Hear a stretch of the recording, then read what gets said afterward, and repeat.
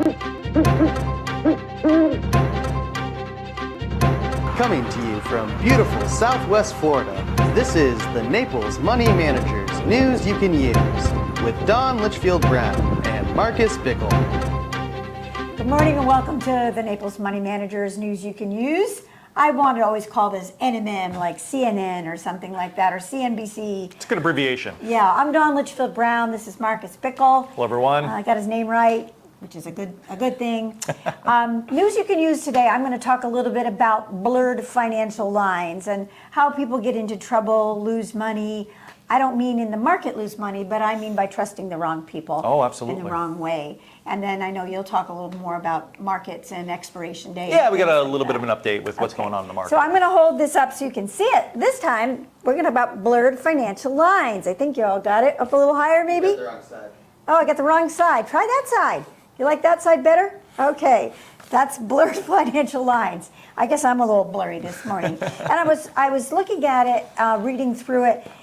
Not that it's stuff I don't know, because I really do know most of this, but there's some pretty high-profile people that get taken every year. You know, Bon absolutely. Jovi, Christina Aguilera, a few others. There's always some sports guys and girls that get taken advantage of, and you wonder, well, how does that happen? Well, you know, money and success is not an insulator against, bad actors. Well, not only that, just because you make a lot of money doesn't mean you know a lot about it. It's true. Doesn't That's mean you know a lot absolutely about true. all the legalities, and people feed on that. But one of the best ways to protect yourself is to never make a check out to anybody except to a custodian, a third-party custodian, like a Schwab or a Fidelity or a TD Ameritrade or a big name company, and make sure that it's going to that company, because some people will make up statements and say this is a Morgan Stanley or this is a JP Morgan. Bernie Madoff famously made up his own statements, Well, but so he's did Mobley. not the only one. Absolutely. Yeah, it's Mobley very, did very too. common. So you have to have first that rule to look for. The second thing is when you're looking at people you trust, and that can be dangerous. You know, it can be a friend, it can be a family member, a church member. I mean, who would be better than that? Absolutely, right? very common. Somebody your family has dealt with for years, and maybe their children have taken over. Those are the kinds of things you have to be aware of. Trust is great. I think it is the only reason we have clients. Yes, very much so. And we built it over decades. Right, we have with proven decades. trust. Plus, people know where we live. So, they can find us if they needed to. But Don has a very, very good point, especially in our industry. There's a lot of bad actors. For whatever reason, money involved makes people do really, really terrible things. Yeah. And like anything in life, we rely on people, professionals, to do things that we don't know how to do ourselves. You go to a mechanic to fix your car. You hire a plumber.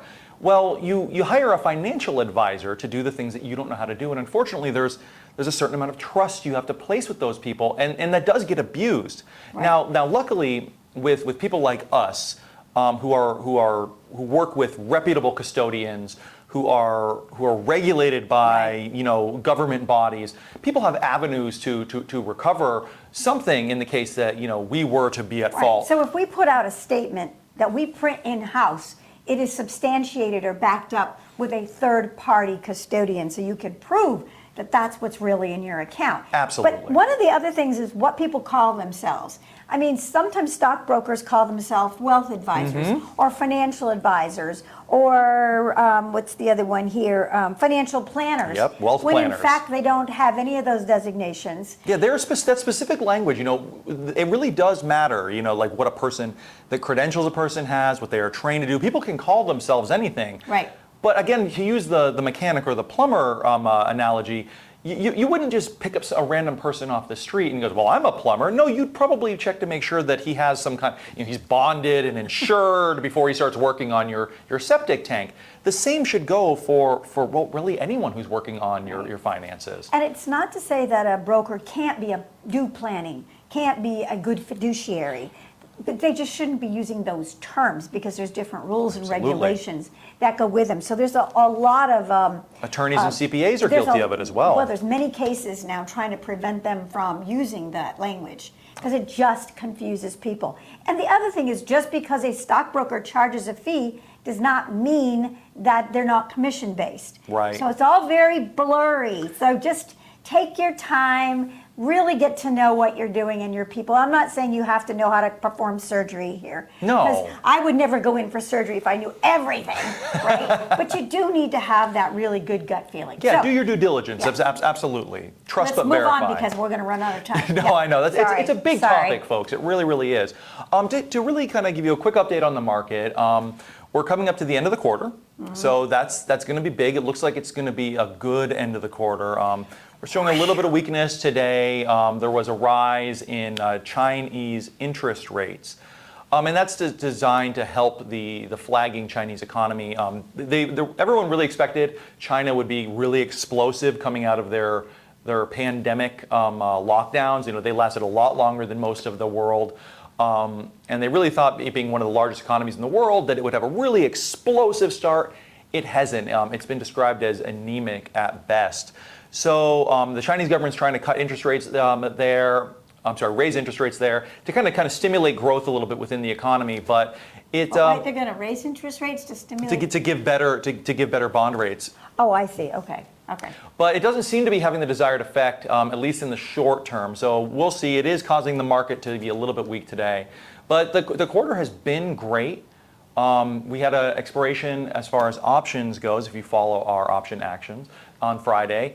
And we're currently looking to kind of re-enter the market. So we get a lot of cash. We have a lot of dumped cash. into the Yeah, account. we have a lot of cash. Not always a bad thing, but that's a bottom line. We get a lot of cash, and now we'll be on our Thursday morning meeting. We'll be looking at what makes some sense. Are there some good buys still out there? Absolutely.